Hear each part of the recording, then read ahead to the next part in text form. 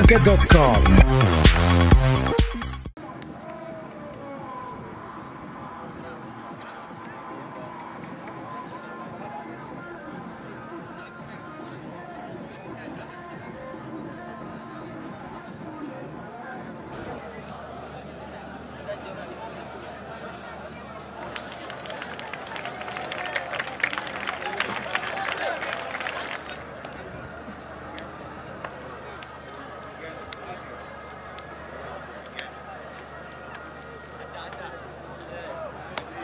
People, they are thinking is a war country.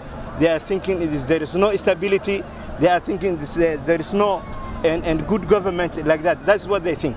But that's not position for the political side. But my position, Somalia, there is something beautiful as you have seen now. Please come enjoy with us. Encourage the young players and the young generation.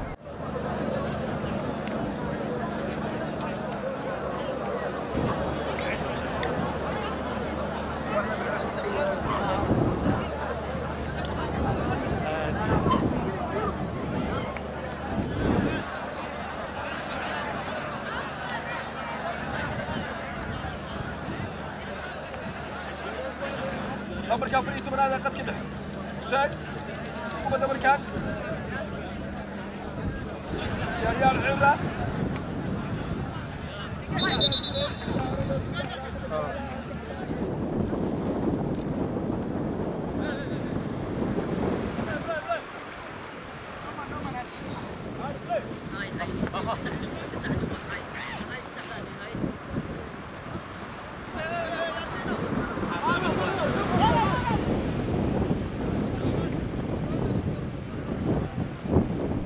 I believe the outside world will also see that Somalia is a safe place to play football. It's a safe place to also do business, and a safe place to all that come for tourism.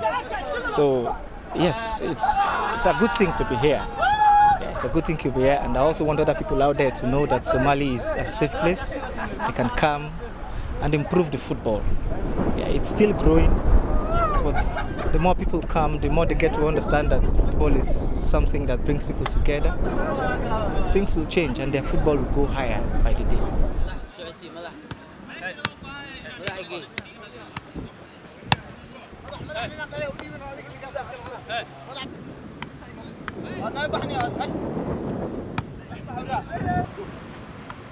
كلنا عادي نسمينينا ومرجانكا ها ciyaartoy tayo leh oo tir badan ayaan waxaan ka soo qaadanay sida kooxaha iyo sida niman kale oo Nigerian ah oo macnaha oo noo imaaday marka runtii waxaan rajaynaynaa haduu Ilaahay kala noqdo dadka imaaday oo ay khibradoodii iyo macnaha aan ka faa'iideysaneen ayaga iyo ciyaartoydeena oo wadanka oo hore naadiga u joogay iyo kuwa yar oo cusub hadirta aan keenay ayaan waxaan jecelnahay inaan macnaha ayaga aan horyaalka insha Allah haduu Ilaahay kala noqdo aan ku qaadno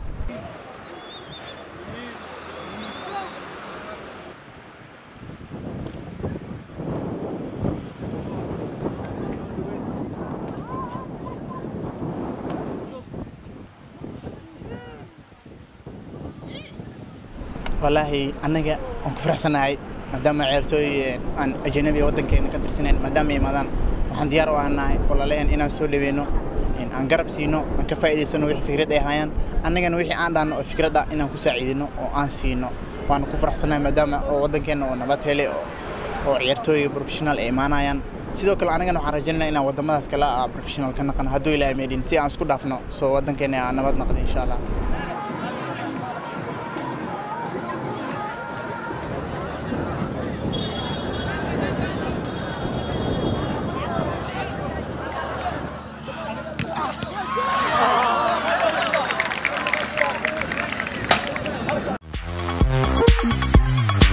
Ajaanib.com.